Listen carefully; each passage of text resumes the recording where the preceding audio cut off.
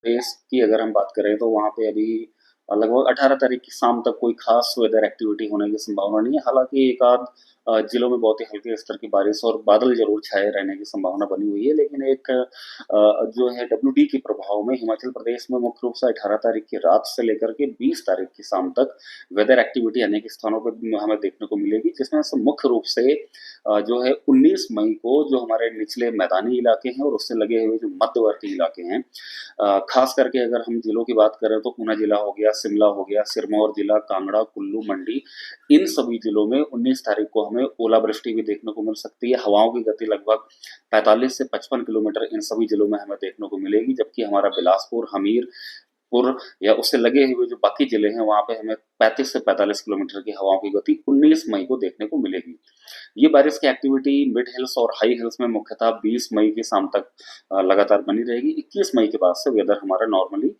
Dry होना चालू हो जाएगा हिमाचल प्रदेश के अधिकांश स्थानों में। अगर हम वहीं तापमान की बात करें तो हिमाचल प्रदेश के निचले मैदानी इलाके हैं, वहां पर ये तापमान लगभग इस समय 34 से लेकर के 40 डिग्री सेंटीग्रेड बने हुए हैं, जो कि नॉर्मल से 3 से 4 डिग्री सेंटीग्रेड ज्यादा है। मिड हिल्स में ये तापमान कहीं ना कहीं हमारे 28 से लेकर के 34 डिग्री सेंटीग्रेड देखे गए हैं, जो कि 2 से 3 डिग्री सेंटीग्रेड ज्यादा है, जबकि हाई हिल्स में तापमान कहीं ना कहीं हमारे 20 से लेकर के 26 डिग्री सेंटीग्रेड, जो कि नॉर्मल रेंज में ही है। अगर हम तापमान की बात करें तो अगले लगभग 24 घंटे कोई खास बदलाव तापमान में नहीं होगा, लेकिन 19 तारीख को बारिश की एक्टिविटी होने की वजह से हिमाचल प्रदेश के अधिकांश स्थानों में तापमान में लगभग 3 डिग्री सेंटीग्रेड की गिरावट होगी और हमें कहीं ना कहीं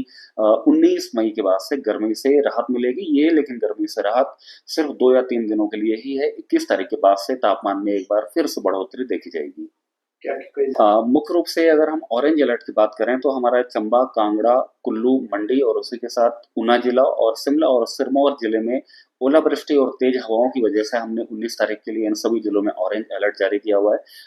हालांकि बाकी जिलों में जो है सिर्फ येलो अलर्ट है, यानी कि बहुत ही लोएस्ट लेवल का अलर्ट है, जिसमें कोई भी बहुत सीवियर वेदर होने की संभावना नहीं है 19 मई को।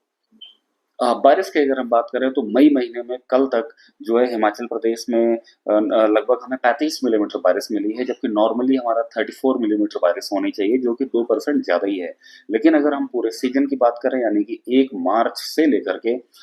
15 मई तक की अगर हम बात करें तो हमें 148 मिलीमीटर बारिश हिमाचल प्रदेश में देखने को मिली है, जबकि नॉर्मल हमारा जो है 212 मिलीमीटर बारिश होती है, जो कि 30% कम है।